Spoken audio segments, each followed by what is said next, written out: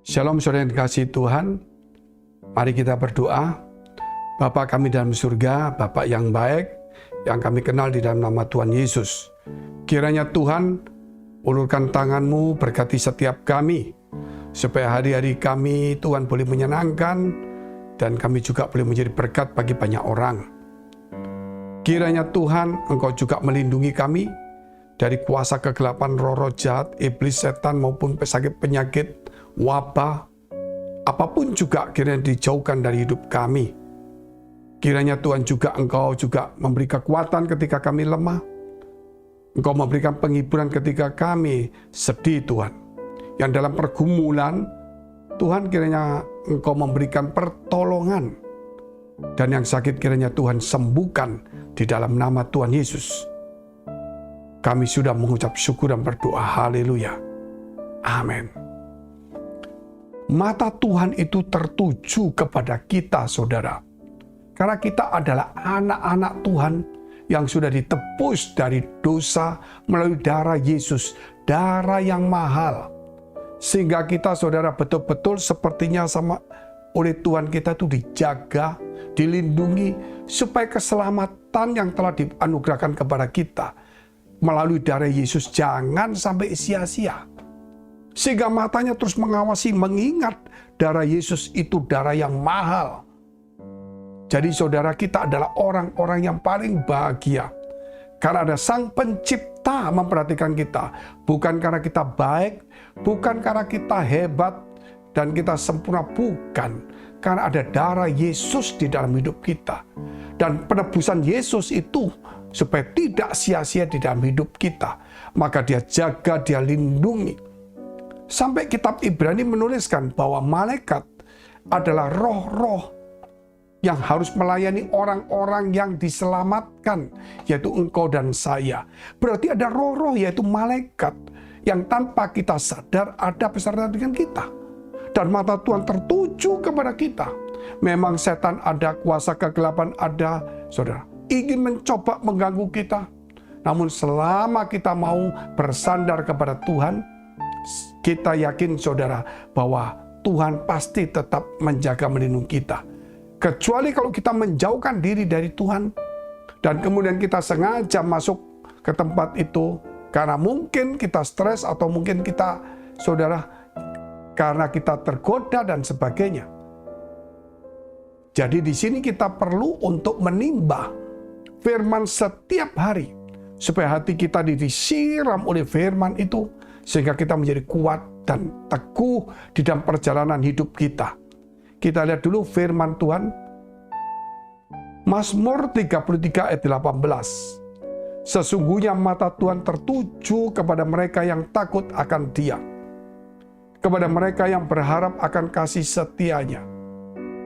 Melalui ayat ini ada dua hal, yaitu mata Tuhan tertuju kepada mereka yang takut kepada Tuhan.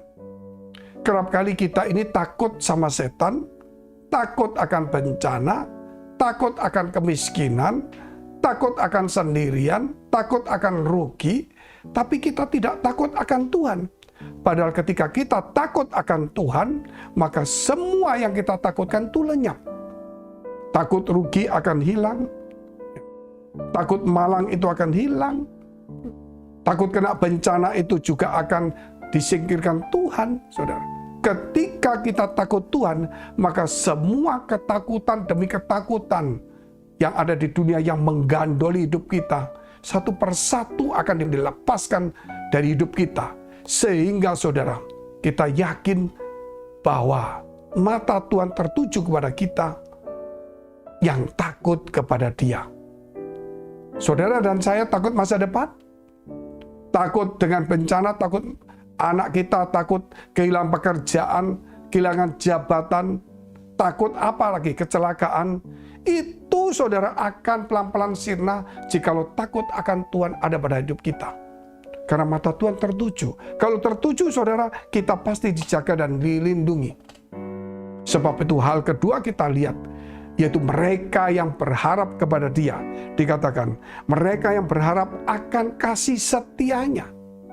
Jadi kita bukan berharap kepada sesuatu yang tidak mungkin, tetapi kita berharap sesuatu karena kasih setia dari Tuhan kepada kita, sehingga kita berharap.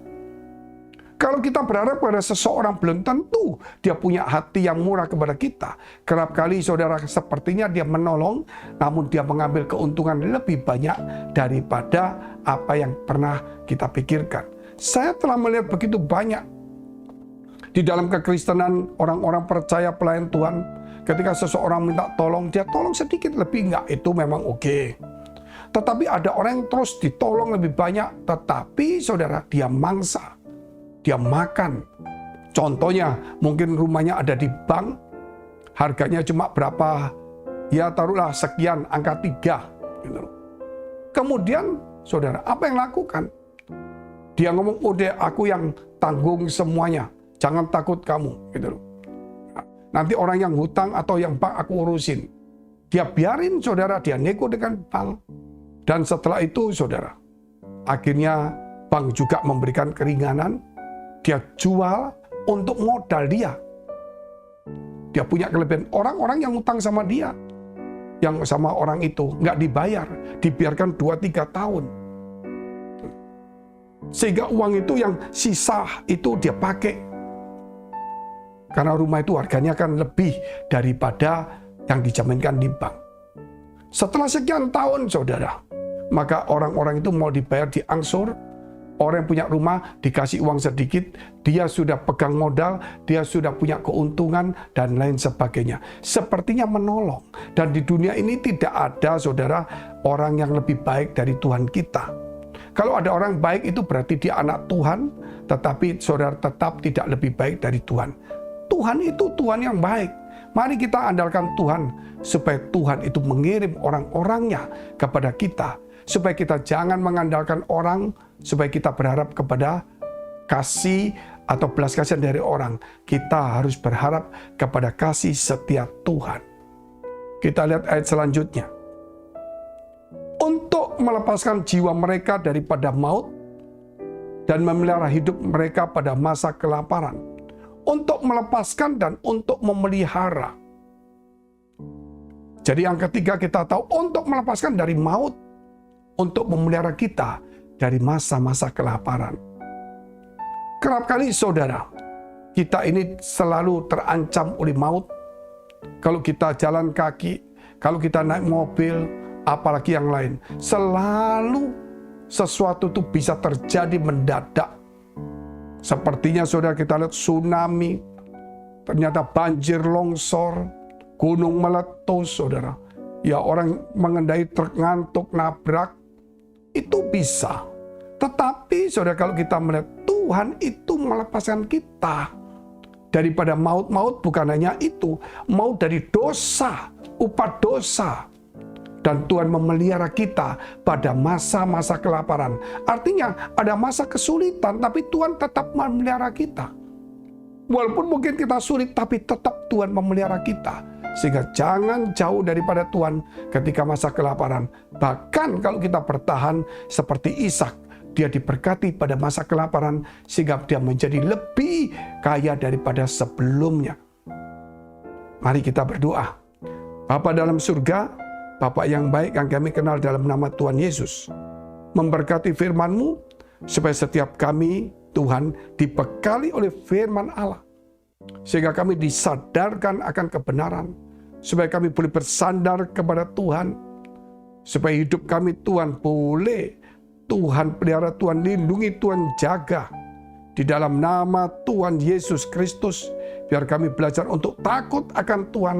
Sehingga segala ketakutan yang lain boleh hilang dari hidup kami.